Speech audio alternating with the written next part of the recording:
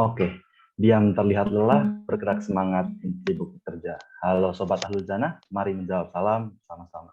Assalamualaikum warahmatullahi wabarakatuh. Alhamdulillahirabbil alamin, nahmaduhu wa nasta'inuhu wa nastaghfiruh, wa na'udzu billahi min syururi anfusina wa min sayyiati a'malina. May yahdihillahu fala mudhillalah wa man yudlilhu fala hadiyalah.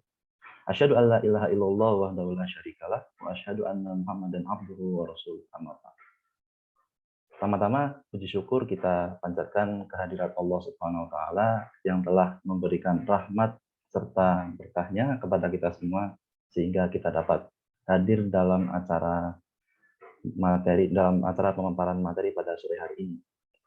Salawat serta salam tak lupa selalu kita panjatkan kepada Nabi Muhammad SAW yang telah membawakan kepada kita, menjadi Rasul kita, ya, membawakan kepada kita yaitu agama Islam sehingga kita bisa berjalan di jalan Allah yang benar.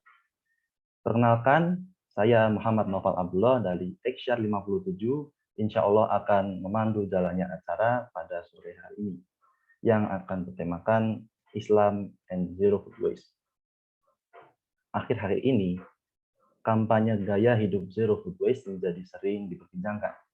Hal ini didukung dengan fakta bahwa sekitar 1,3 miliar ton makanan terbuang sia-sia setiap tahunnya, dan Indonesia berada di peringkat kedua negara penghasil sampah makanan terbesar.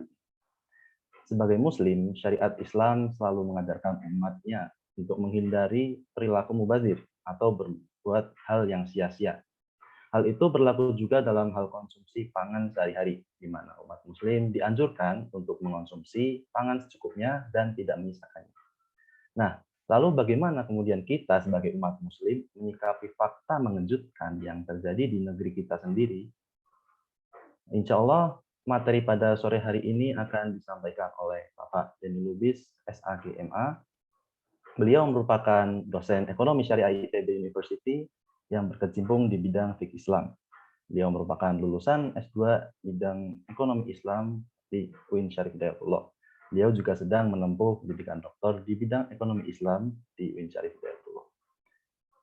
Baik, sebagai adab kepada pemateri, kepada para sobat Ahlul Jannah, dimohon untuk merename dengan format asal instansi _ nama lengkap, kemudian menyalakan kamera, dan menyimak baik-baik materi yang akan disampaikan. Bagi yang ingin bertanya, untuk langsung mengirim chat di kolom Zoom atau open mic setelah Bapak Denny Lubis selesai menyampaikan materi. Baik, langsung saja kita akan menyapa pembicara kita untuk sore hari ini, Bapak Denny Lubis. Assalamualaikum, Pak.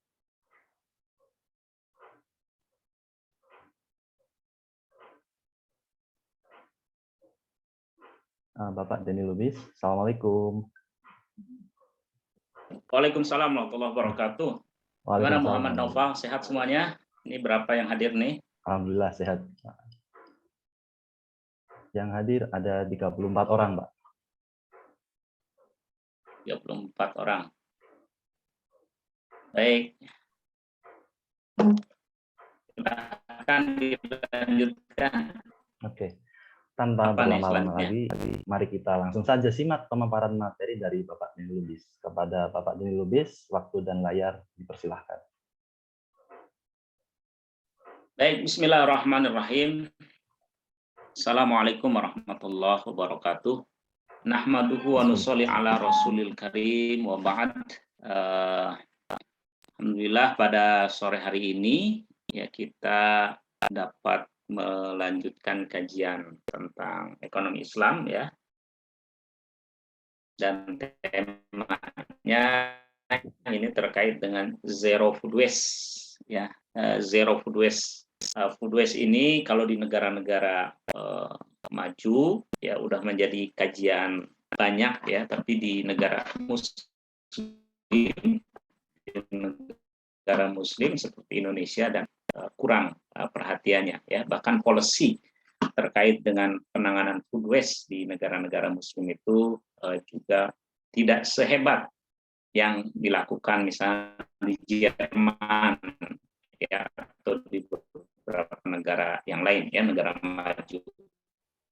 Ya, kalau di Jerman itu ada kejadian, jadi seorang makan di restoran, ya, dia punya uang order banyak, kemudian setelah itu tidak dihabiskan. Nah, ketika mau pulang, dia ditagih 2 kali lipat, ya, 2 kali lipat dari seharusnya yang dia bayar. Dia protes, kenapa saya harus bayar lebih atau 2 kali lipat yang harus saya bayar, menghabiskan makanan kamu yang kamu, kan ini uang saya, ya, uang saya. Kenapa? Terserah saya mau, ya, uang kamu, tapi sumber daya, ya, sumber daya yang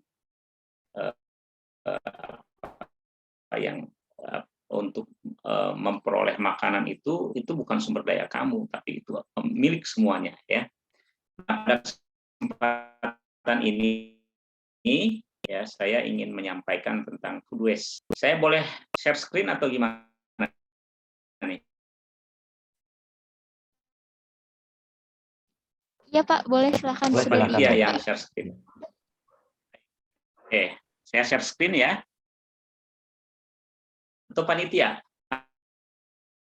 ada nggak ininya?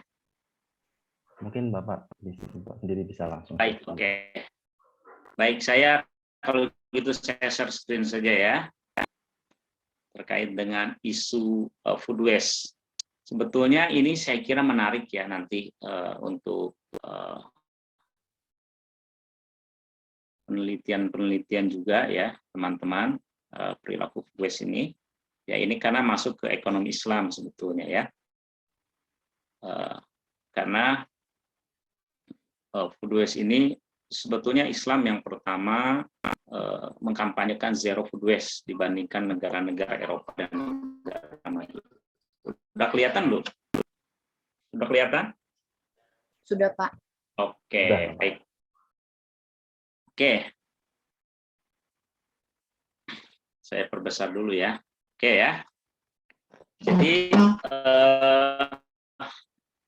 nah ini ya. Jadi menurut Barilla Center for Food and Nutrition, ya, ini tahun 2019 ya. Jadi ternyata negara-negara Muslim itu menjadi penyumbang food waste dan food loss terbesar ya di dunia, ya, per kapitanya, ya, per kapitanya. Diawali dari Saudi Arabia dengan 427 kg per kapita per tahun, Indonesia 300 kg, United States of America itu 227 kg, Uni Emirat Arab ya itu 196 kg. Ini food loss dan food waste ya. Jadi ini yang disebabkan dari food loss dan food waste ini ya. Ini jadi zat metan yang dikeluarkan dari food loss dan food waste ini 21 kali ya lebih berbahaya daripada CO2 ya. Jadi ini ya ternyata, dan juga itu terbuang ya, terbuang. Itu cost-nya dari biaya itu semua itu sekitar 750 bilion tahunnya ya. Triliun itu uang terbuang. Masalahnya ya, tertiga makanan itu di dunia ini ya itu hilang, terbuang percuma ya.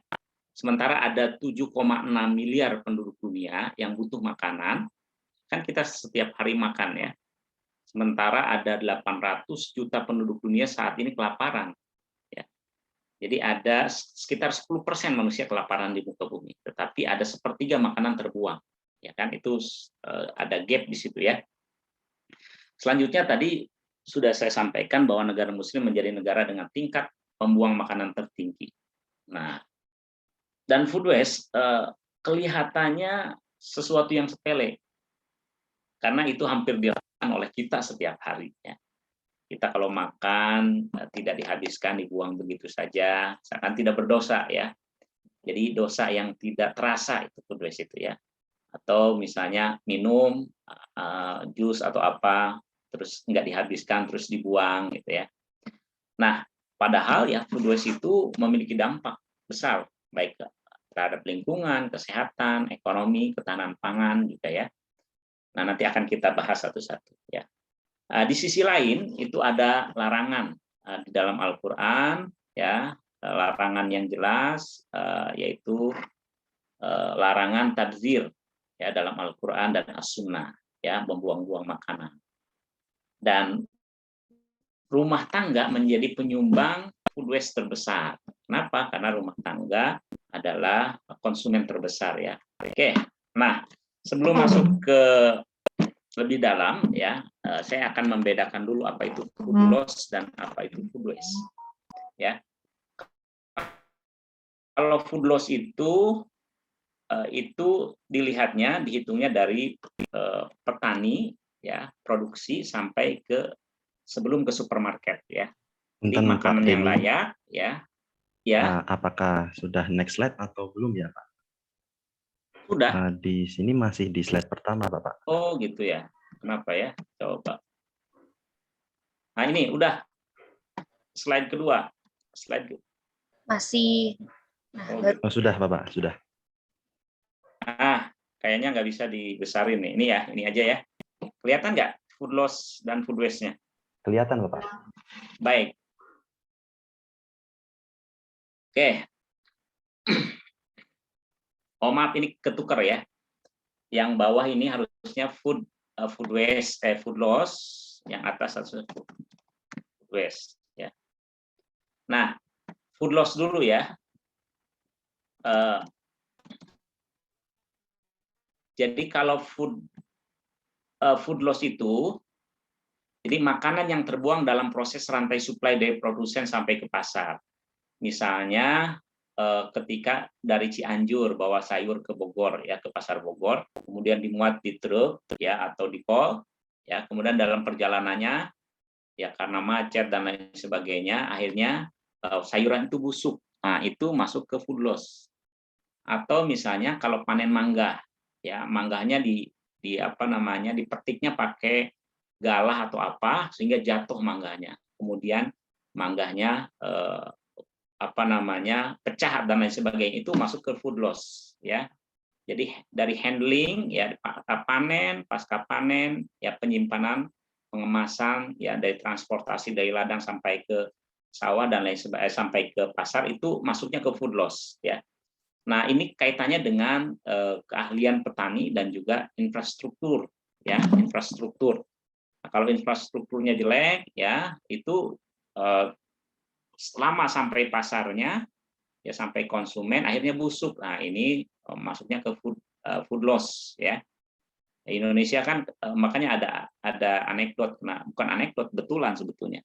Kenapa jeruk dari Tiongkok lebih murah daripada jeruk Medan? Ya, dari jeruk Medan 1 kilonya bisa 20.000 sampai 25.000. Nah, jeruk dari Tiongkok 15.000. Kenapa?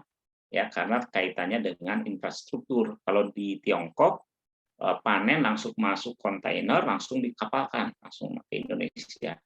Kalau di Medan, ya jeruk itu pertama dipanen sama petani, kemudian dipikul ke sisi jalan, ya.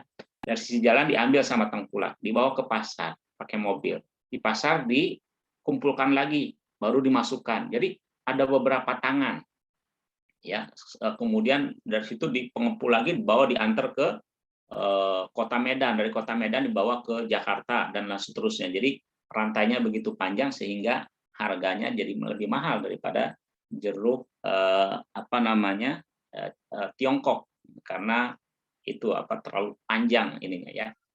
Nah, jadi food loss itu yang terkait dengan dari sebelum panen, waktu panen, pasca panen, sampai kemudian pasar ya.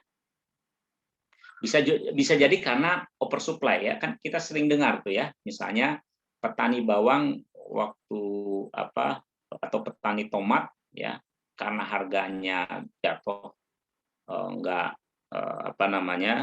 laku di pasar, akhirnya dibuang begitu saja ya. Nah, itu masuknya ke food loss ya. Tapi kalau di negara-negara maju ya, seperti di Amerika misalnya ya, itu karena sudah canggih teknologinya. Jadi kalau apel yang tidak habis itu, ya, atau buah-buahan yang tidak habis itu kemudian masuk ke pabrik, dibuat di mesin, kemudian dibikin jus apel, diperas airnya ya. Nah, dulu saya suka beli itu ya, waktu di Amerika suka beli. Harganya terjangkau lagi jus apel itu ya. Dan itu segar gitu ya. Ya udah ada campuran, tapi ya tidak terbuang begitu saja. Misal tomat ya. Tomat juga sama ya, diolah ya, jadi tidak ada yang terbuang. Nah, kalau di Indonesia kan pisang, misalnya pepaya yang tidak sedikit ada busuknya dibuang aja gitu ya. Padahal itu masih bisa digunakan. Nah, ini terkait dengan food loss. Nah, kalau food waste itu ya jadi makanan yang sudah siap. Ya, dihitungnya dari retail atau di swalayan ketika sudah dipasarkan ya, entah itu di Indomaret, entah itu di Lotte atau apapun, itu masuknya sudah ke food waste ya, karena sudah siap untuk dikonsumsi oleh manusia. Nah, bisa jadi karena standar, misalnya standar supermarket itu terlalu tinggi, kan ada yang harus ukurannya sama, bentuknya, ya warnanya, sehingga yang tidak masuk akhirnya, yang tidak masuk grade itu akhirnya terbuang, itu masuk ke food waste karena barang itu sudah masuk ke misalnya ke retail atau penjual ya. Nah, atau misalnya lebih banyak biasanya penyebabnya ya makanan itu udah di rumah tangga di kita ya. Ditaruh di kulkas karena kelamaan tidak dimakan, akhirnya kadaluarsa, karena kadaluarsa dibuang. Atau beli kebanyakan tidak habis, atau masak kebanyakan kemudian tidak habis terus dibuang. Itu yang masuk kepada food waste ya. Dan lebih banyak ternyata food waste itu terjadi pada rumah tangga ya, rumah tangga. Bayangkan teman-teman kalau misalnya kita dalam sehari saja, misalnya satu orang dari kita menyisakan satu butir nasi di piring, sehari satu butir nasi, bukan sehari sekali makan. Tapi saya yakin ya, kalau siapa namanya, Akbar mana Akbar? Akbar biasanya kalau ini berapa nasi yang tersisa tuh? Jangan-jangan nggak dihitung, ya udah kenyang dibuang aja ya, atau masih ada 1 sendok 2 sendok, ya, atau remeh kan suka ada remeh ya. Ini nggak diperhatikan, atau di Magic Jar atau Magicom itu ya, kadang-kadang 2 juta penduduk Indonesia dan hampir semuanya makan nasi ya, karena kita memang penduduk Indonesia yang saya pernah ditanya ya, sama teman saya dulu, saya ke orang Afrika ya, Kak, di Indonesia kamu sarapan apa? Saya bilang, saya makan nasi. Makan siang dengan apa? Dengan nasi. Makan malam dengan nasi. Kaget. Wah, kamu nggak ada makanan lain? Ya, dia kaget ya ketika saya dijawab, saya makan pagi dengan nasi, makan siang dengan nasi, makan malam dengan nasi gitu ya. Kaget dia ya. Kalau mereka itu misalnya di Amerika ya, sarapan pagi itu misalnya dengan roti, dengan telur atau susu gitu ya. Ini toast. Nah, kalau dulu saya suka pagi itu roti atau apa itu dengan susu, ya itu sarapan itu ya apa yang masuk ke perut sarapan. Kalau ini orang Indonesia udah pagi-pagi saya baru makan mie goreng gitu ya, nah, itu nggak dianggap sarapan walaupun 3 piring gitu ya. Nah, itu orang Indonesia biasanya gitu ya.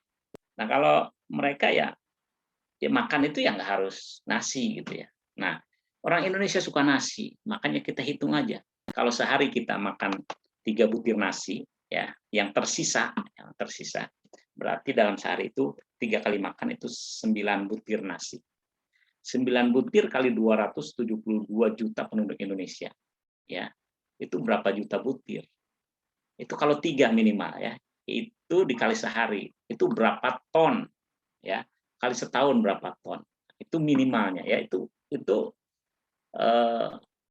real gitu ya, itu realnya seperti itu ya, apalagi yang sering dibuang di Magicom dan lain sebagainya, itu baru nasi, belum yang lainnya ya. Nah itu ya, nah itu yang terkait dengan food waste ya. Nah selanjutnya ya, ternyata food waste itu ya, kalau ya seakan-akan remeh-temeh lah ya, dan memang yang kita buang itu remeh ya, makanan makanan remeh, ya tidak diperhatikan, ya. Nah, ternyata food waste itu memiliki dampak, ya, tidak hanya ekonomi, tapi dampaknya banyak. Ada dampak ekonomi, dampak sosial, dampak lingkungan, yaitu food waste itu, ya. Saya mencoba menghitung, ya, dari dampak kerugian, ya, kerugian dari perilaku food waste, ya, yang sehari ini, ya. Dari ekonomi, ya, ada pemborosan sumber daya manusia, ya, kan untuk menanam padi dan lain sebagainya kan itu butuh tenaga, butuh modal, butuh pupuk, butuh lahan, ya, butuh lahan, keterampilan dan lain itu kan sumber daya, baik sumber daya manusia, sumber daya alam, ya, modal dan lain sebagainya kan pupuk, bibit itu pakai modal sebenarnya. Nah juga karena banyak food waste dan loss juga, itu akhirnya kita kekurangan beras misalnya, setiap tahun kita impor, ya. Setiap tahun kita belum swasembada beras, kan impor, ya. Coba kalau tidak food waste, insya Allah tidak akan impor. Nah itu ekonomi. Kemudian dampak dari lingkungan itu kesehatan, ya, banyak sampah, bau, busuk, ya. Kemudian ada pemanasan global dari itu, banyaknya kuman, lalat timbul dari sampah, kerusakan lingkungan dan intensifikasi pertanian, ya, lahan hutan dibabat dan lain sebagainya. Nah itu. Nah sisi sosialnya adanya kekurangan makanan. Ada kesenjangan antar kelas sosial. Oh, yang kaya makannya semaunya, seenaknya, sebanyak-banyaknya, yang miskin susah, ya. Nah ini. Nah, saya coba hitung-hitung, ya, dari data BPS tahun 2020, biaya produksi padi itu per hektar itu sekitar 13.559.000, ya. Nah, pendapatan petani, ya, ini 18.514. Jadi labanya, ya, 1 hektar itu 3 bulan, ya, 4.900.000, anggaplah 5 juta. Ya, dari biaya produksi ini, ya, padi ladang, ya. Tadi padi sawah, ya. Tadi padi sawah yang atas, ini yang 2 padi ladang. Ya, padi ladang itu 8 juta, biaya per hektarnya, pendapatannya 10 juta labanya ini. Nah, kalau sepertiga, ya, makanan itu terbuang food loss dan food waste, kita ambil aja, ya, ada pemborosan dari sumber daya sekitar 4.500.000. Dari mana ini? Ini total, misalnya tadi 18 juta dibagi 3, ya, maka 4 juta, ya, dibagi 3, ya, sekitar 4.500.000 sekian, ya. Nah, itunya, ya. Jadi dari pemborosan ini ada 4 juta. Ini lebih besar daripada keuntungan petani. Jadi makanan yang dibuang itu lebih besar ternyata dari yang didapatkan oleh petani, gitu, ya. Nah ini, ya, dari sisi ekonomi, ya, petani, ya. Nah menurut PPN, ya, Kementerian Perencanaan Pembangunan Negara dan Bappenas, ini tahun 2021, ya. Nah, kerugian akibat food loss dan food waste Indonesia diperkirakan 23 sampai 48 juta ton per tahun, ya. Ini dari tahun 2000 sampai 2019. 23 sampai 48 juta ton. Banyak sekali ini, ya. Ini kalau di IPB bisa kampus IPB bisa ketutup pakai makanan semua, ya. Nah, setara dengan kehilangan ekonomi sebesar 213 sampai 551 triliun rupiah per tahun. Bayangkan kalau ada 200 triliun, ya, itu bisa, Masya Allah, itu bisa kalau membuat perguruan tinggi bisa berapa puluh perguruan tinggi dari sini, ya. Nah itu, ya. Jadi kehilangan terbesar dari tahap rantai pasok adalah tahap food waste, ya. Jadi bukan food loss-nya. Food waste-nya 100 sampai 300 triliun rupiah per tahun. Nah ini dampak dari food waste, ya. Ini kehilangan kandungan gizi per orang per hari akibat food waste, ya. Nah, ini katanya dari food waste itu, kata masih menurut Kementerian PPN, yang populasi itu 29 sampai 49 itu orang Indonesia bisa diberi makan dari makanan yang terbuang itu, ya. Ya 30% lah bisa dikasih makan dari kita, makanan kalau nggak dibuang itu, ya. 30 ini yang energi, ini proteinnya 30 sampai 50, vitamin A-nya 63 sampai 166, zat besinya 46 sampai 72. Jadi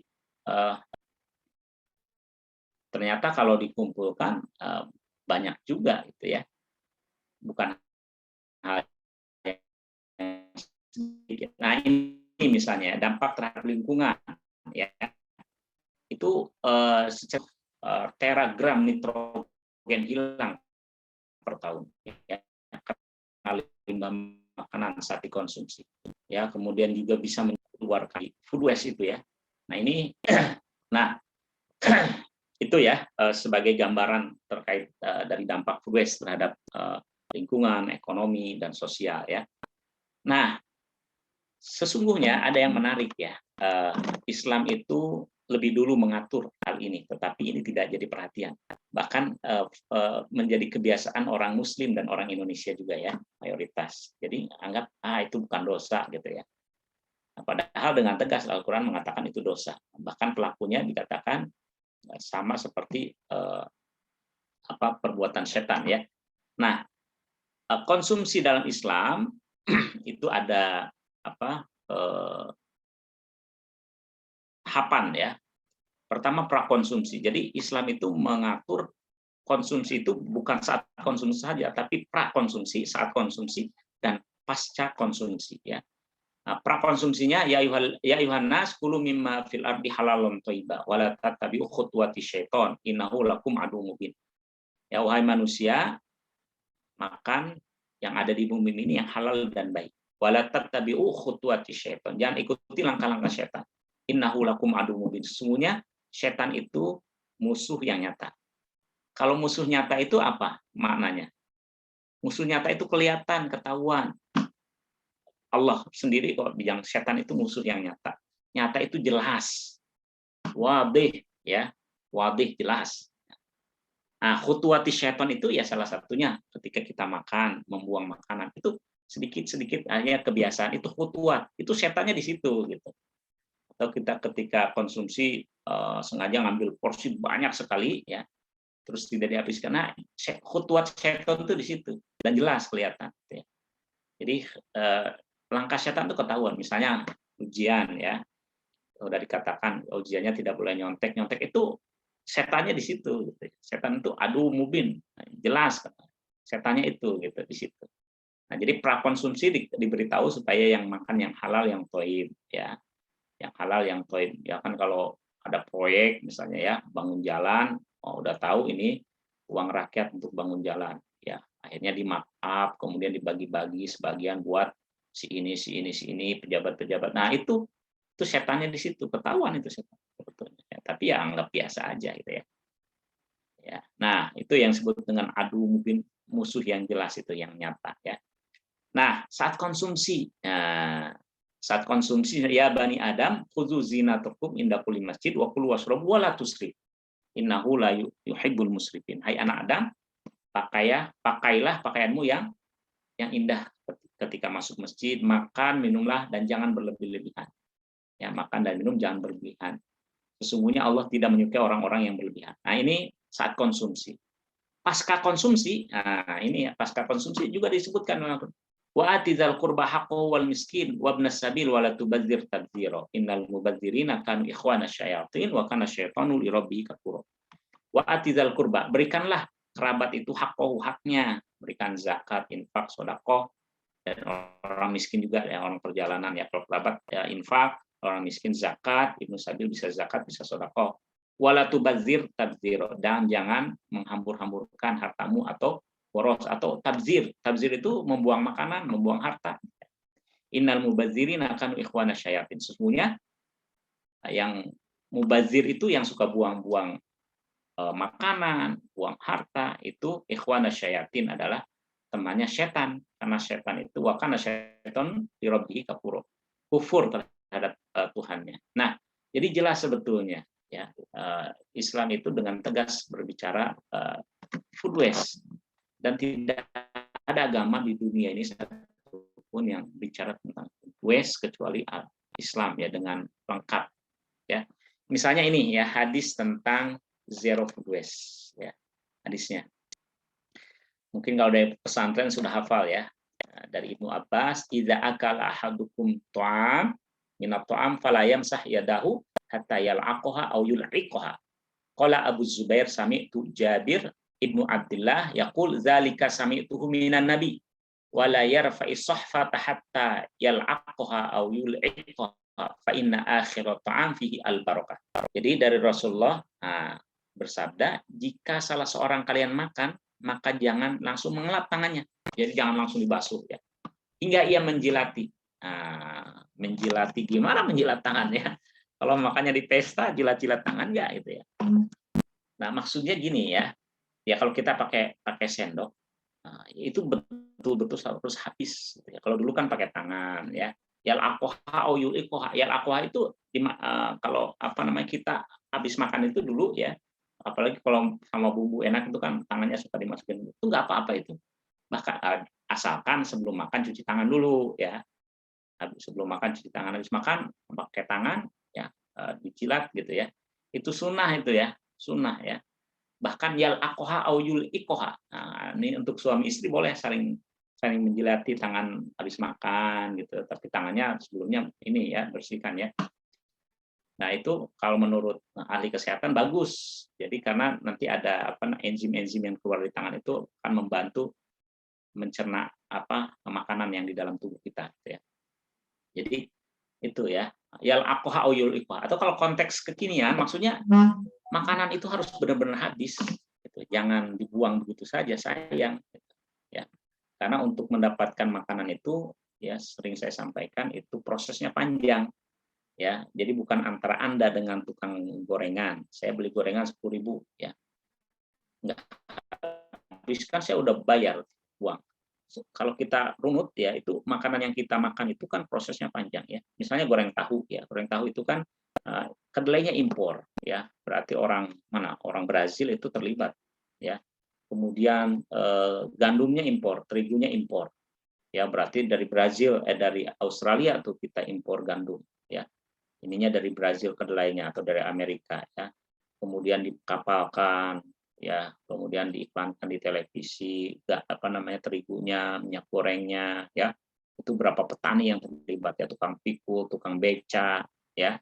Kemudian jutaan orang terlibat ya. Jadi hanya untuk bisa menikmati goreng tempe aja ternyata bukan hanya satu tapi jutaan orang yang terlibat ya. Jadi makanya ketika Rasulullah melarang food waste itu memang ternyata proses mendapatkan makanan itu begitu panjang.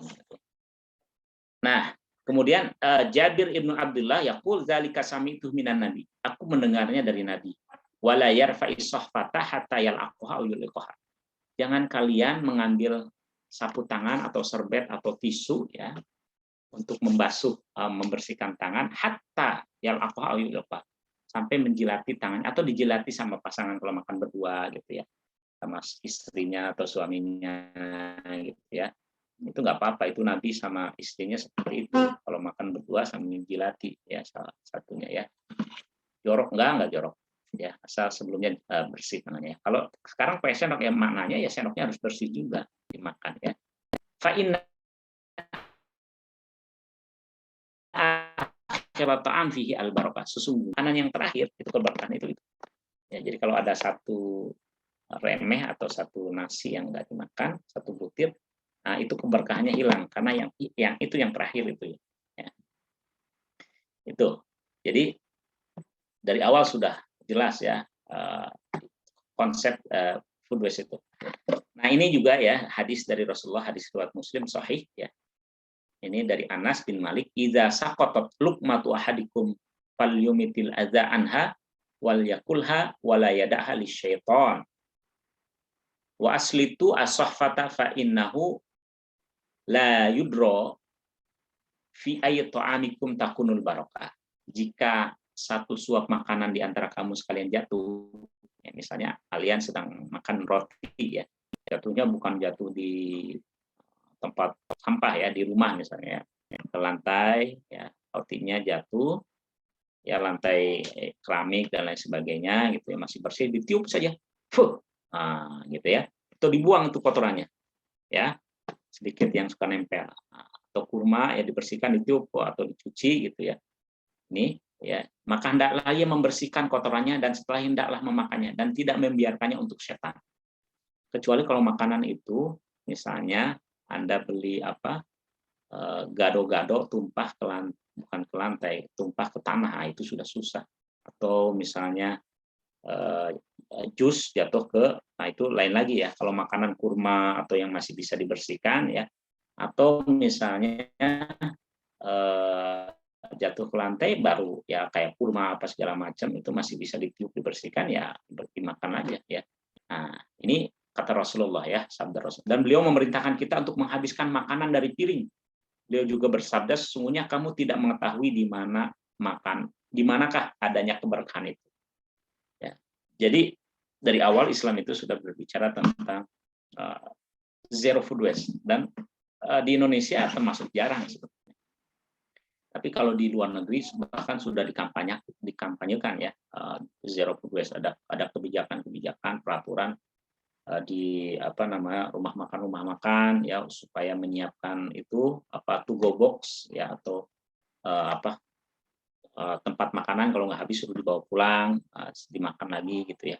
Dan itu ternyata tradisi itu ya, di luar negeri itu gitu ya. Waktu saya ikut program exchange program ke Australia ya tahun 2016, nah itu kita kan dipesankan makanan banyak ya, hampir tiap hari kita makanan selama setengah bulan itu kita makan siang makan malam itu dengan komunitas-komunitas di sana itu di rumah makan ya setiap hari. Nah kalau nggak habis itu selalu manajernya atau panitianya itu mengumpulkan bawa pulang sama dia, atau kita mau bawa gitu ya. Itu seperti itu di negara kaya gitu ya, tapi mereka memperhatikan itu. Nggak habis misalnya banyak, ada ini lagi dibawa pulang gitu ya. Nah itu mereka sudah seperti itu ya. Nah ini juga ya terkait dengan zero food waste. An Abi Hurairah anhu qala qala Rasulullah sallallahu alaihi wasallam ta'amus ini kafi as-salasah wa ta'amus salah kafi al-arba'ah. Jadi makanan untuk 2 orang itu bisa untuk 3 orang. Makanan 3 orang bisa untuk 4 orang ya. Maksudnya keberkahan itu justru begitu, ketika kita makan sebelum kenyang, makan udah habis gitu. Nikmat itu, masih nikmat. Tapi kalau udah kekenyangan itu nggak nikmat. Ya. Jadi kita belum kenyang, makan itu udah habis. Jadi tidak kenyang banget ya. Tidak kenyang, itu nikmat. Tapi kalau misalnya Anda masak nasi goreng ya, sedikit porsi. Enak banget. Tapi kalau Anda bikin lagi, itu udah nggak nikmat. Aduh, enak nih. Nambah 2 porsi. Itu udah nggak nikmat itu. Biasanya seperti itu ya. Jadi maksudnya ini supaya tidak membuang-buang makanan ya. Baik. Sampai jam berapa nih? Oke, sedikit lagi ya. Nah, kita sudah belajar konsep konsumsi dalam Islam ya. Konsumsi dalam Islam itu kan tujuannya maslahah. Maslahah itu mengandung manfaat dan berkah ya.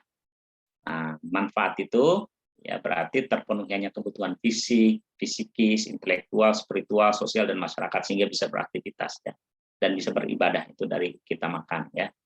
Nah, kalau berkah itu diniatkan untuk ibadah dan juga yang halal, yaitu konsumsi yang maslahah, mengandungkan maslahah ya. Nah, kalau menurut Imam Al-Ghazali ya maslahah itu ya ini 5 itu. Jadi konsumsi itu harus ini, belum tujuan memelihara agama, memelihara jiwa, memelihara akal, memelihara kehormatan, keturunan, memelihara harta. Ini konsumsi ya dalam Islam ya. Nah, yang menarik sebetulnya sarjana Muslim ya, ini banyak ya. Itu dari dulu sudah berbicara tentang konsumsi ya. Monzarhab. Jadi katanya begini, konsumsi Islam itu berbeda dengan konsumsi non-Muslim. Konsumsi orang Islam itu harusnya lebih sedikit dari mereka. Kenapa? Karena orang Islam itu pertama tidak konsumsi barang haram, kemudian tidak berjudi, ya, kemudian juga tidak berlebihan, ya, sehingga konsumsi orang Islam itu lebih sedikit dari mereka. Seharusnya, ya, jumlah food waste itu lebih sedikit, ya. Yang selanjutnya, ya, kalau dalam Islam itu kan, misalnya ini menurut Mas Simon Zarhaf, ya, konsumsi dalam Islam itu tidak hanya zakat, infak, sodako itu kan termasuk consumption, ya. Konsumsi kan adalah konvensional, adalah alokasi pendapatan. Ini secara konsumsi secara umum, ya. secara garis besarnya. Alokasi pendapatan ya untuk pembelian barang dan jasa itu disebut konsumsi. Nah, konsumsi yang saya sampaikan itu kan konsumsi levelnya, nanti konsumsi itu dua, konsumsi makanan dan konsumsi non makanan. Nah, yang saya sampaikan tadi konsumsi non makanan.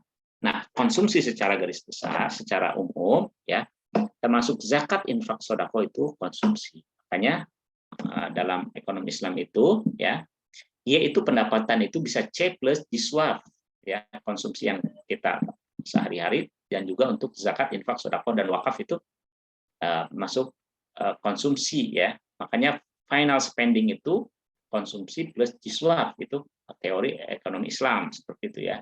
Mungkin kalian sudah belajar ya. Ini juga banyak ini ya, Munawar Iqbal misalnya ya. Jadi karena adanya zakat, infak, sodako dan lain sebagainya, sehingga seorang Muslim itu MPC-nya, marginal propensity to consume atau kecenderungannya ya. Di sini ini udah belajar ya, MPC, marginal propensity to consume waktu di TPB nih. Ya. Seorang Muslim itu harus lebih rendah daripada non-Muslim. Kenapa? Karena itu pendapatan dia sudah dikurangi untuk zakat, infak, sodako. Ya. Sehingga kemungkinan berperilaku israf dan tabzir, ya berlebihan dan membuang nafkah itu bisa diminimalisir. Karena MPC orang Muslim itu lebih rendah dari non-Muslim. Nah, secara teori, ya bahkan Metwali misalnya ya, dampak ekspansi zakat akan menurunkan konsumsi dengan mengalokasinya kepada mereka yang membutuhkan, dan adanya ajaran yang melarang konsumsi boros, belanja barang mewah yang sehingga mewah sehingga dia berlaku boros gitu ya. Nah, jadi dengan adanya itu ya ada larangan misalnya minum alkohol, rokok, judi lainnya. Nah, sehingga kata Metwali itu kemungkinan terjadinya israf dan tabzir lebih tinggi di ekonomi sekuler daripada di ekonomi Islam. Ya. Sama ya, misal Suduri ya. Ini ekonomi Islam mengkritisi hadir untuk meluruskan konsumsi ekonomi kapitalis ya. Nah, kata Suduri ini, seorang Muslim harus memprioritaskan konsumsi pada barang yang pokok, ya. Sementara konsumsi pada barang mewah yang menimbulkan israf dilarang. Dilarang untuk berlebihan dalam produksi dan konsumsi dalam berbagai aspek ekonomi, terlebih jika menyebabkan pemborosan sumber daya, baik dalam aktivitas produksi maupun konsumsi. Ini sarjana-sarjana Muslim yang bicara ahli-ahli ya. Suduri misalnya, kemudian Metwali, kemudian Munawar Iqbal, Fahim Khan, banyak sekali, hampir semuanya sama saya perhatikan ya. Misalnya ini ya, Fahim Khan ya. Nah ini ya, sama, intinya sama ya. Islam itu mendorong moderasi dalam konsumsi. Wa idza anfaqu lam yaqturu wa lam yusrifu wa lam yaqturu wa kana baina dzalika qawama. Jadi orang Islam itu ketika konsumsi tidak pelit dan juga tidak boros. Maksudnya begini, misalnya Anda berpendapatan 10 juta, sekarang pendapatannya 1 juta, ya. Di kos Anda makan hanya dengan tahu tempe lagi gitu ya, itu nggak apa-apa, karena memang pendapatannya kecil.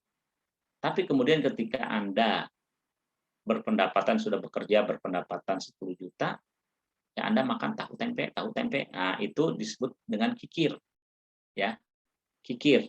Ya, tidak bersyukur ya. Nah, jadi ya kalau yang lain makan misalnya ayam, ikan, ya Anda punya uang, silakan beli itu. Nah, itu yang disebut dengan lam yusrifu wa lam yaqtur. Jadi tidak pelit.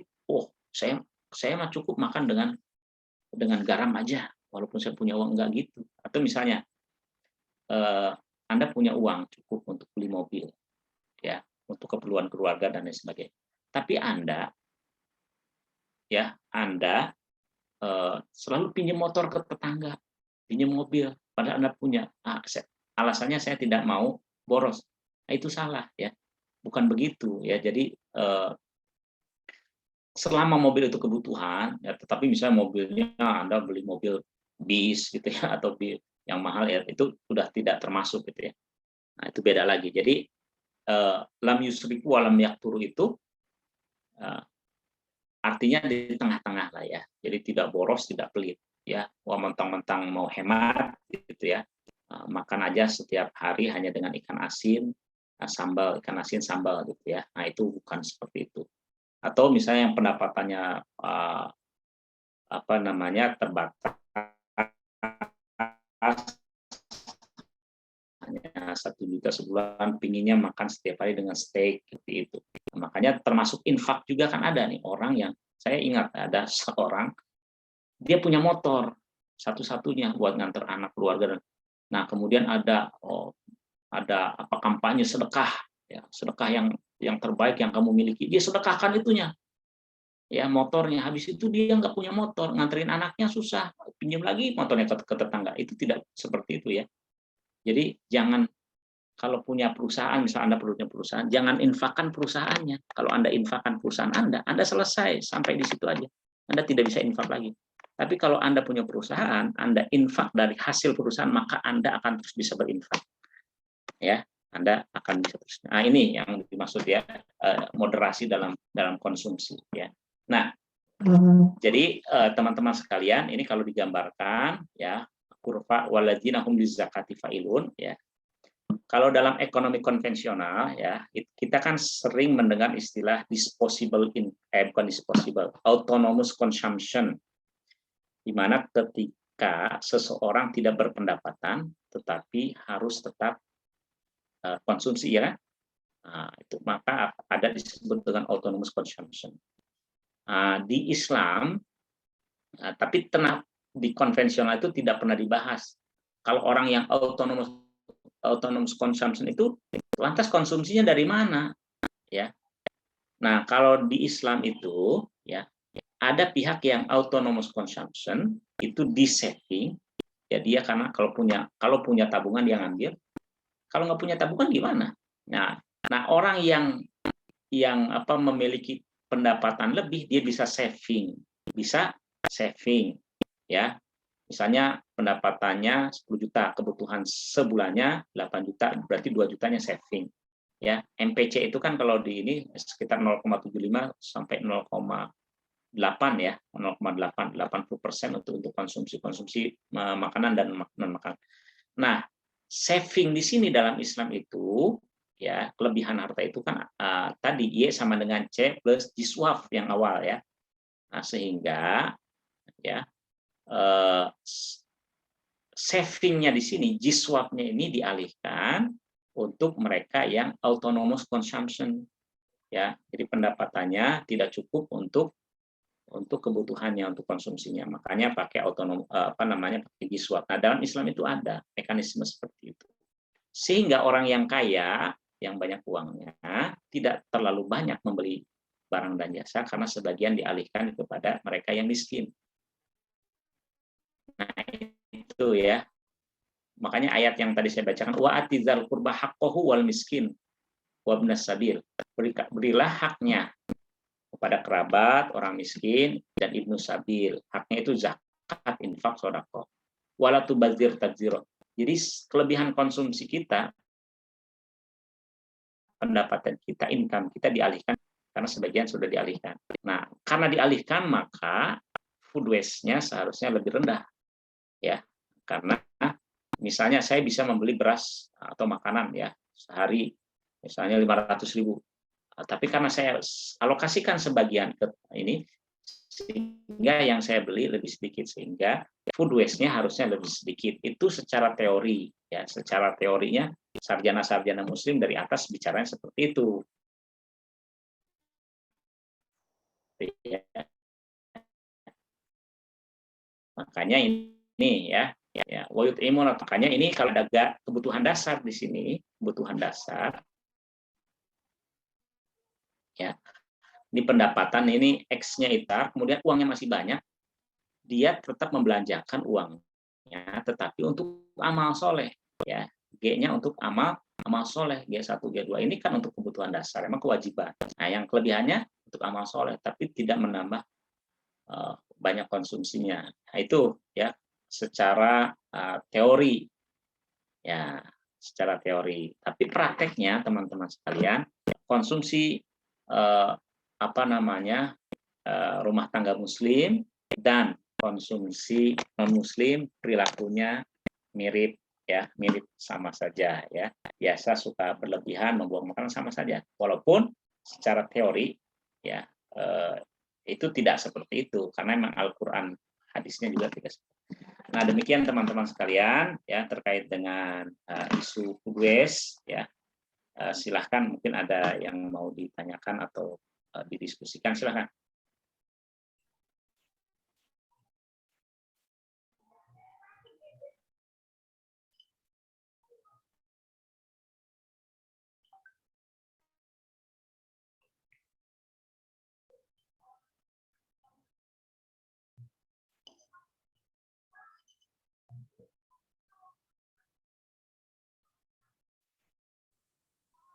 Baik, Pak Denny, ini ada beberapa peserta yang raise hand. Yang pertama mungkin dari Arifia Marsila, dipersilahkan untuk open mic. Ya, baik. Terima kasih Pak Denny atas penjelasannya ya mengenai food waste dan food loss gitu. Saya izin bertanya Pak, tadi kan sempat diberi fakta juga kalau Indonesia tuh food waste-nya tertinggi gitu ya, masuk ke 5 besar tertinggi gitu di dunia. Kalau menurut Bapak, apa sih gitu faktor-faktor yang menyebabkan Indonesia tuh bisa jadi food waste-nya tuh tinggi gitu Pak? Dan bagaimana cara mengatasinya gitu? Baik, ya. Kalau dikata kenapa sih Indonesia menjadi salah satu negara dengan food waste tertinggi ya?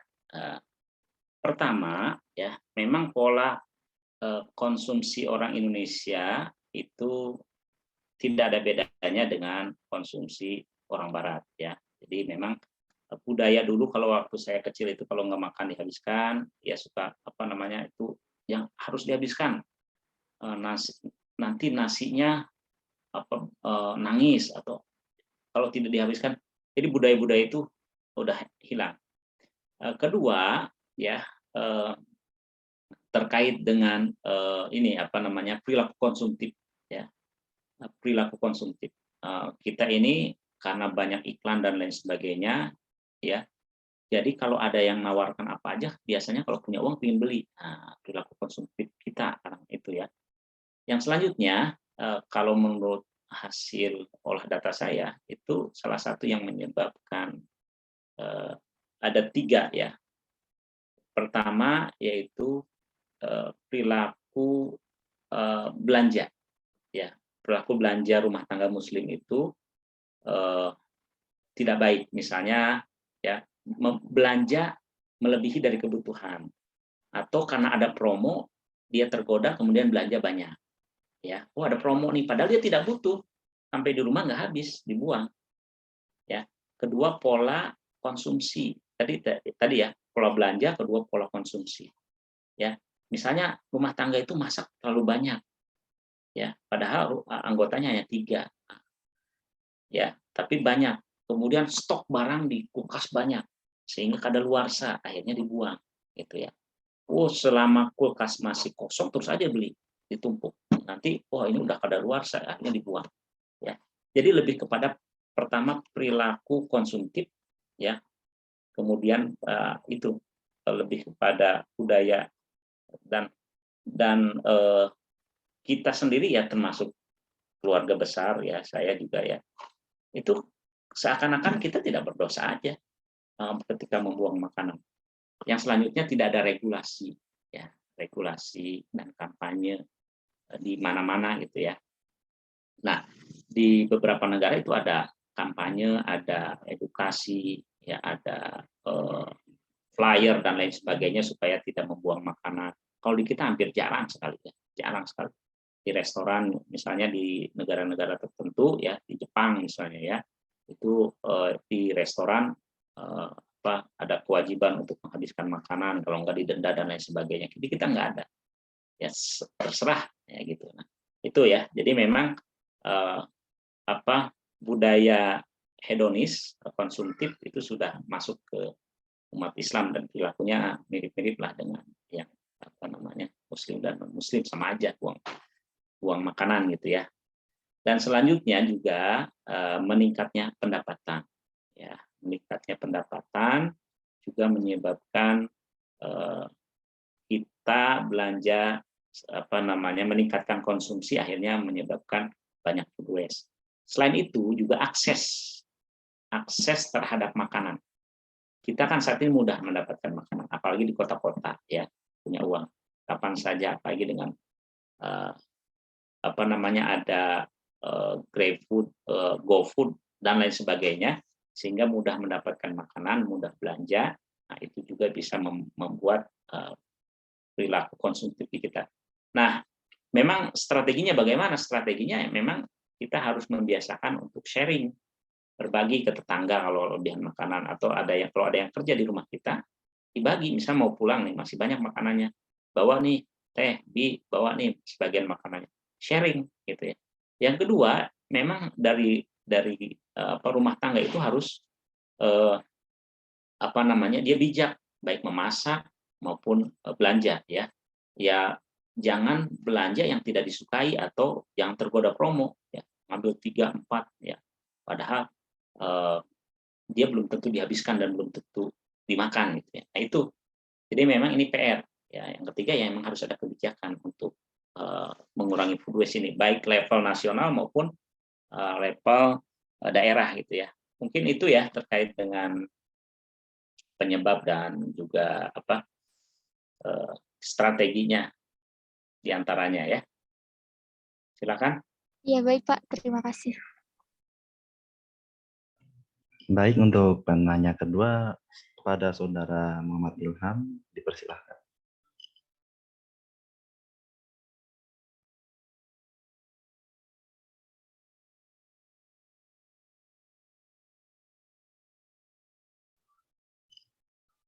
Silakan Ilham. Bisa Meli dulu aja Pak. Saya Oh ya, silakan. error sebentar ya Pak ya. Kayak gituin lagi. Oke, di skip ya, langsung saja kepada Saudari Meliani. Waktu dan layar dipersilahkan. Oke, terima kasih waktunya Noval, dan terima kasih kepada Pak Denny atas penjelasannya. Jadi sebelumnya Pak, Meli juga kan pernah ikut webinar yang sama ya, membahas tentang food waste. Nah, berarti emang sekarang tuh food waste ini adalah isu penting gitu Pak, karena emang erat kaitannya dengan SDGs juga ya Pak ya, karena ini kan berhubungan dengan kalau kemarin tuh di yang webinar itu tuh kayak global warming. Nah, berarti kan ini penting banget nih Pak. Tadi kan Bapak juga sudah spill kalau misalnya salah satu cara mengatasinya itu adalah dengan harus adanya kebijakan, baik dari kebijakan setingkat nasional maupun setingkat daerah gitu Pak. Nah, kira-kira kalau misalnya sekarang gitu, kalau misalnya untuk kebijakan tingkat rumah tangga mungkin memang sulit gitu ya, karena begitu banyak. Apakah sudah ada kebijakan dari pemerintah, baik pusat maupun daerah, untuk mengatur perusahaan-perusahaan gitu Pak? Karena waktu itu pernah dengar ada satu perusahaan yang mengeluarkan makanan gitu ya, memproduksi makanan, kemudian ketika makanannya itu sudah tidak bisa terjual pada hari tersebut, makanannya itu tidak boleh dibagikan gitu, walaupun kalau ada karyawannya, melainkan harus dibuang. Nah, itu kan mubazir, dan juga berarti dia sama aja kayak menyumbang perusahaan di negara kita gitu. Nah, kira-kira dari pemerintah kalau misalnya untuk perusahaan yang tinggi seperti itu udah ada kebijakan apa sih Pak, sehingga bisa memberikan izin membuka usaha gitu kepada perusahaan tersebut? Mungkin itu saja Pak, terima kasih. Oke, baik, terkait dengan kebijakan ya memang kita belum banyak ya kebijakan terkait dengan pengelolaan food waste ya. Tapi sebetulnya sudah ada beberapa lembaga di Indonesia seperti ada Food Bank ya, kemudian juga Baznas juga ada semacam Food Bank gitu ya. Mereka kerjasama dengan perusahaan-perusahaan retailer yang menjual makanan, kemudian ya dalam tanda kutip makanan itu tidak terjual ya, tetapi masih layak gitu ya, dan kemudian diolah. Itu kemarin salah satu responden saya itu ya dari Food Bank itu, kemudian menyalurkan kepada mereka yang membutuhkan ya, jadi makanan itu tidak busuk dan tidak terbuang percuma itu ya. Nah, harusnya ya, contoh juga ya, waktu kita ada acara dengan KNKS ya di hotel, kemudian disiapkan makan siang, tetapi ketika sebelum makan siang mulai, ternyata acara udah selesai pagi gitu ya. Akhirnya banyak yang pulang. Nah, panitia menghubungi dari Baznas itu ya, saya lupa apa namanya, suruh mengambil makanan tersebut dan untuk membagikan kepada yang mereka yang membutuhkan. Nah, saya kira dengan berdirinya lembaga-lembaga seperti ini, ya, terutama untuk yang apa namanya swalayan-swalayan, ya, itu bisa mendistribusikan makanan dari apa namanya dari tingkat retail, ya, kemudian membagikan ke mereka yang membutuhkan. Ya, memang itu yang isu yang tadi disampaikan Meli, saya juga pernah dengar ya, ini apa perusahaannya saya lupa ya, kalau nggak habis harus dibuang ya, ya dengan alasan apapun gitu ya, nggak apa-apa lagi dibawa pulang gitu ya, nggak boleh dibuang, bahkan orang yang pemulung ngambil di situ aja nggak boleh memakan. Nah, ini mungkin itu harus ada regulasi ya. Nah, ya untuk restoran-restoran mungkin ya itu seperti di beberapa negara maju harusnya diterapkan gitu ya. Jadi kalau tidak habis suruh dibawa, ya kalau enggak ya didenda gitu ya. Nah, itu sebetulnya bentuk dari kampanye gitu ya. Dan bisa jadi nanti harusnya juga untuk rumah tangga yaitu ada semacam edukasi, kampanye, sosialisasi lewat program-program KKN bisa sebetulnya ya digabungkan dengan food waste dengan waste management misalnya ya. Waste management itu kan terkait dengan sampah, food waste itu terkait dengan makanan sampahnya gitu ya. Nah, itu bisa lewat program-program apa namanya perguruan tinggi ya, lewat KKN, lewat pengabdian masyarakat, termasuk pengolahan sampah ya. Bahkan ada jurnal itu ya, sebagus apapun pengelolaan sampah ya, makanan ya, itu jauh lebih efektif, lebih efisien, lebih hemat ketika tidak membuang makanan katanya. Secanggih apapun teknologinya katanya, itu masih kalah dengan perilaku tidak membuang makanan gitu ya. Jadi walaupun jadi sampah itu, makanan itu ya apa namanya diolah bagaimanapun masih lebih baik katanya untuk tidak membuang makanan, dan baik dari biaya maupun dari yang lain. Itu ya kata penelitian itu. Itu seperti itu ya, Meli ya. Silakan mungkin yang lain. Baik, Bapak, terima kasih. Jadi kalau misalnya rumah makan yang sekarang tuh udah ada denda tuh sebenarnya di Indonesia ada, Pak, tapi baru rata-rata rumah makan yang sistemnya all you can eat gitu. Terima kasih, Ya. Bapak. Ya.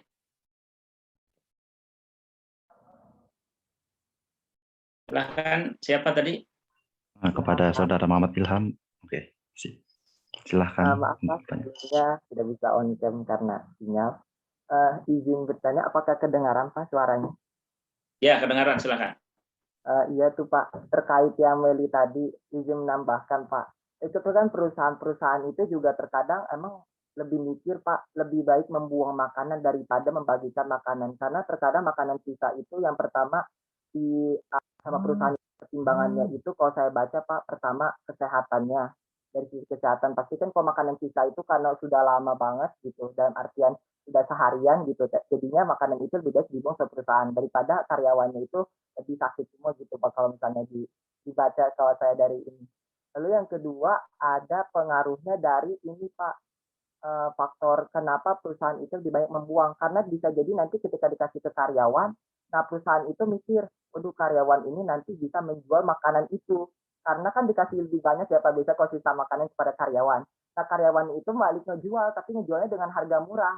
Nah kadang perusahaan ada banyak juga apa yang berpikir seperti itu, jadi berpikir, waduh kalau misalnya saya kasih ke karyawan saya menjual barang, jadi sehingga pembeli itu malah dibeli kepada karyawan saya daripada ke perusahaannya langsung begitu Pak. Jadi karena kebanting harga gitu Pak, karena itu saya juga baca itu. Lalu yang ketiga ada dari pengaruh pajak makanan Pak. Jadi ternyata kalau misalnya kita membagi-bagi makanan itu juga ternyata perusahaan itu juga menghitung biaya tambahan gitu Pak, seperti ada yang mengantar makanannya ke orang-orang yang membutuhkan, ada juga dari biaya penyimpanan, pengemasannya itu Pak. Kan kalau misalnya kita mengasih orang kan perusahaan juga butuh ngemas makanan kan ya Pak ya, maksudnya artinya ngebungkus makanan seperti itu.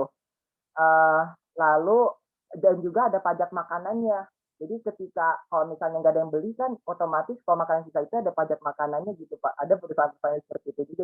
Jadi pada mikir ya udah ngebuang. Dan satu lagi Pak yang terakhir ini yang mungkin bisa jadi nggak tahu solusinya atau enggak ya Pak. Tapi ada juga perusahaan di restoran Pak di daerah Tangerang pernah dapat cerita karyawannya itu kalau misalnya makanan itu nggak dibuang, dibuang, ditaruhnya di mana katanya itu nggak dikasih ke manusia, tetapi dikasihnya ke hewan-hewan ternak gitu Pak. Nah, apakah solusi yang terakhir ini bisa yang misalkan makanan sisa itu ternyata nggak kebuang loh sama manusia, tapi ada sebagian restoran itu ada yang ngasih ke hewan ternak itu Pak, seperti ikan, sapi, dan lain sebagainya, jadi supaya nggak kebuang makanannya seperti itu Pak, di pakan ternak. Seperti itu Pak. Terus ada yang faktor ketiga itu sih Pak yang lebih unik ya. Jadi ada pajak makanannya itu Pak kalau misalnya nggak dibuang. Jadi Pak, terus mikirnya ngebuang aja. Makasih Pak.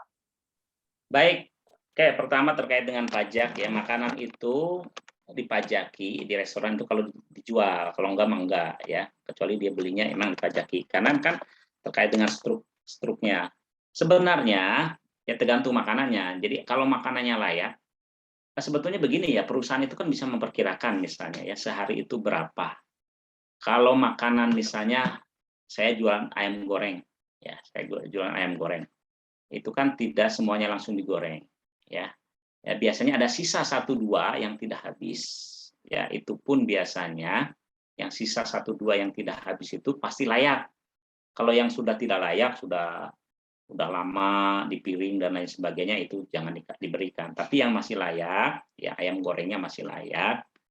Nah, dan biasanya tutupnya kan sore, malam, jadi orang-orang sudah pada ini gitu ya. Itu bisa sebetulnya dibawa pulang dan itu tidak kena pajak ya. Karena memang tidak ada struk penjualan ya. Itu. Yang kedua sebetulnya kalau ada banyak lembaga itu seperti itu di calling apa bank itu ditelepon aja ini ada sisa makanan tolong diantar gitu ya. Bisa itu ya. Tapi memang harus ada eh, apa namanya lembaga memang harus memang ada kekhawatiran pertama ya kekhawatiran perusahaan itu misalnya gini ketika dibagi-bagi ya khawatirnya karyawan itu memasak lebih daripada seharusnya ya lebih daripada seharusnya tapi sebetulnya kan itu bisa dilihat harian gitu ya dari track record sebelumnya berapa sih gitu ya bisa itu di manage gitu ya kalau saya di rumah saya ya istri saya dagang punya makanan masakan kalau banyak udah siang nih kira-kira nggak habis dibagikan suruh bawa tuh ada 4 orang yang kerja ya istri saya punya kuliner ya suruh bawa bagi-bagi bawa gitu ya dan alhamdulillah jadi jarang sekali ya walaupun ada memang sudah tidak bisa itu dikasih ke ternak ada di daerah apa namanya Putat Nutup ya sana itu ada ternak ikan lele sama patin itu pakannya dari sisa catering itu catering rumah makan dan lain sebagainya itu tapi memang makanan yang sudah tidak layak dalam arti misalnya kayak kulit semangka ya kulit itu tapi sebetulnya itu masih bisa dimakan oleh ikan ya nah itu memang solusi terakhir bisa ya pertama memang solusinya berbagi ya pertama berbagi kedua kalau memang sudah tidak bisa lagi ya memang sudah tidak bisa itu untuk makanan ternak entah itu untuk ayam entah ikan atau kucing ya yang ketiga baru untuk ya itu ya jadi pertama untuk berbagi ya kalau masih layak masih ini dibagi ya kedua untuk makanan ternak yang ketiga untuk pupuk ya itu solusi yang paling baik ya kalau sampah semakin banyak dibuang ke tong sampah maka semakin banyak penyakit dan nanti TPA-nya tempat pembuangan air sampah kan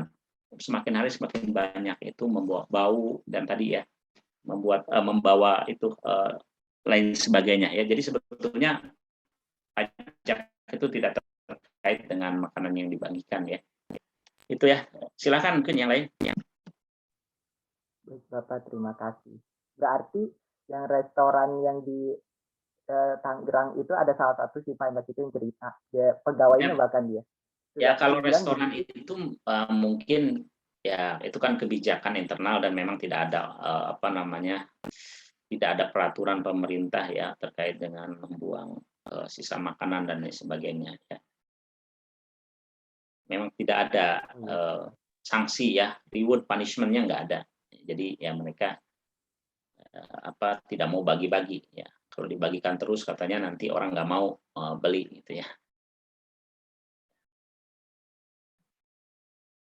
Ya baik Pak, terima kasih banyak.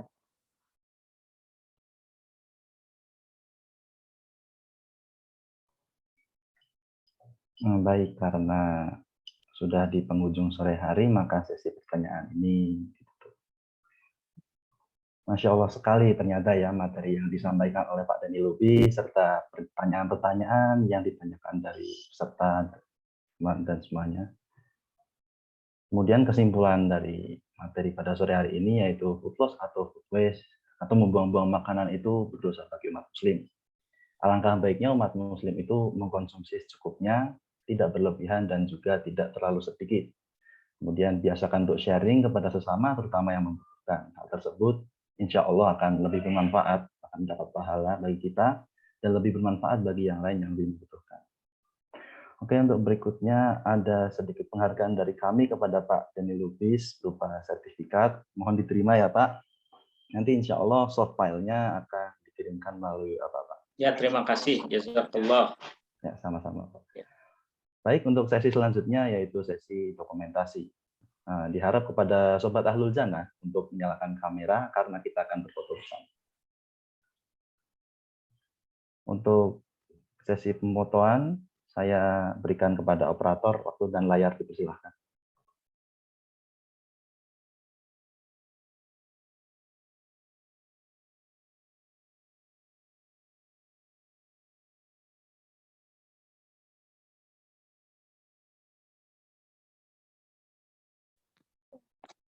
Teman-teman yang tidak berhalangan untuk on cam bisa on cam dulu ya buat sesi dokumentasi.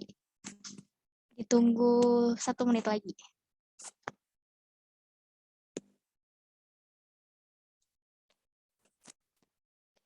Oke. Baru ada 11 orang. Boleh on cam dulu ya teman-teman sebentar.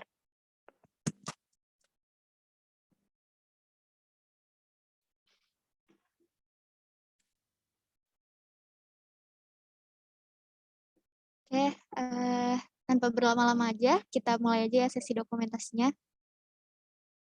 Slide pertama, 1, 2, 3. Satu lagi, sebentar. 1, 2, 3. Oke. Baik, terima kasih teman-teman. Saya kembalikan ke MC. Oke, karena sudah hampir di akhir waktu, maka kita tutup acara pemaparan materi pada sore hari ini dengan hamdalah. Alhamdulillahirabbil alamin.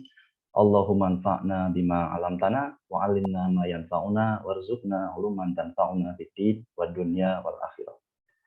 Jalan-jalan ke Itali, tapi ternyata mahnya kambuh. Saya pamit undur diri. Wassalamualaikum warahmatullahi wabarakatuh. Waalaikumsalam warahmatullahi wabarakatuh. Terima kasih semuanya ya. Ya, saya izin. Assalamualaikum warahmatullahi wabarakatuh. Waalaikumsalam Pak Denny, jazakallahu khairan. Waalaikumsalam. Masih banyak Pak. Banyak teman-teman yang sudah hadir.